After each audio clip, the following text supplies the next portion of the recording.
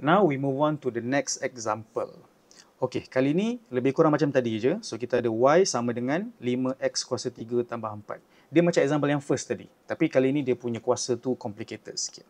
Sama je dalam kerja dia. Okay, so we apply ln on both sides. So kita ada ln y sama dengan ln 5 kuasa x kuasa 3 tambah 4. Okay, and then kita boleh bawa turun kuasa ni ke depan. So kurungan x kuasa 3 tambah 4 darab ln 5.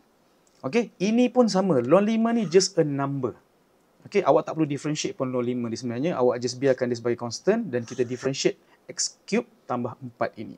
So, dengan mendifferentiate implicitly kedua-dua belah, kita ada 1 per y prime sama dengan ln 5 ni kita tulis balik.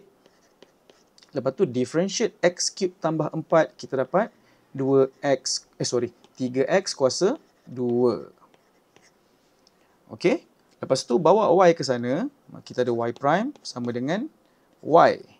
Lepas tu kat sini kita ada 3x kuasa 2 ln 5.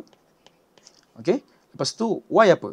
Y adalah 5x kuasa 3 tambah 4. So kita ada 5x kuasa 3 tambah 4 dan tulis balik je lah dekat sini. 3x kuasa 2 ln 5. Dah selesai.